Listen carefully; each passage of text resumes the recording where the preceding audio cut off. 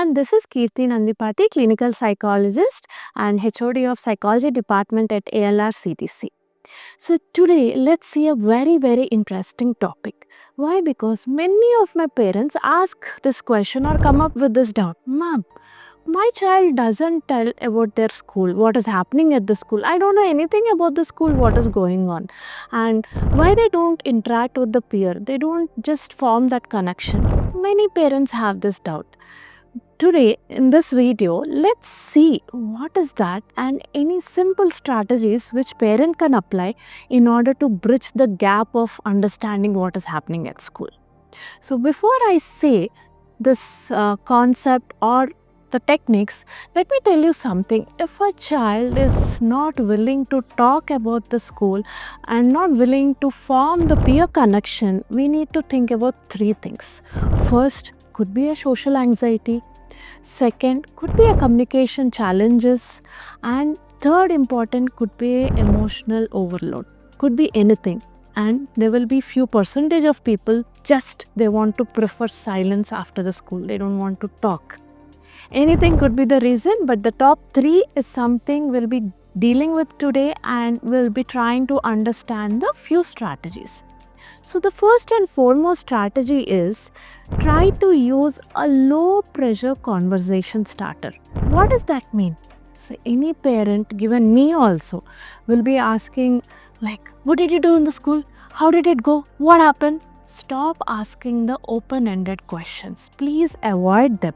Instead of that, ask like simple questions. Hey, tell me one thing what happened today in recess time. Or tell me, was it a quiet day or a loud day? So just try asking such questions where child will be able to answer. And second important thing is like use a visual timers to reflect the day. What I'm saying is the visual timer or the visual chart, what it can be like. So you can create a chart and the chart will be having about their lunch time, their subject time, their feelings, their play time, different concepts which is happening in the classroom.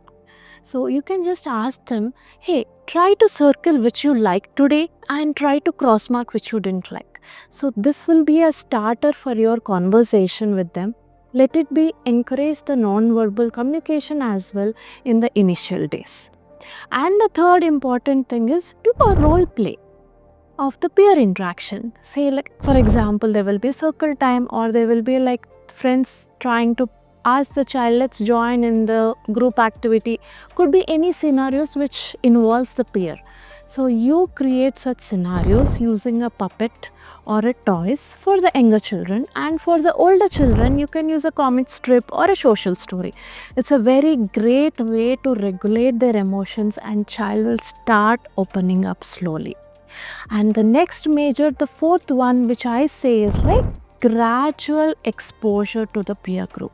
So why don't you just invite their friend, conduct a small play date one-on-one initial days, and then you can mix the child into a big groups. If you want, just check with the teachers and ask the teachers to make sure the child will be clubbed with one good peer child who is more interactive. So this really helps in the child doing a peer interactions. And the next major thing which I usually suggest all my parents is to play one funny game, that is a traffic light. Many of you might have known the traffic light is something, you know, right? Green, yellow, red, or whatever, vice versa. So you can teach, like create a nice game at home with these different circles with colors of green, red, yellow, and green. Hey, green, go! While going, you can say that playing, sharing, enjoying with the peer. You have to associate. And yellow will be like caution. Don't ignore the peer. Just stay. And red is stop. Don't walk away, don't grab. All these words, please associate and do this a funny play.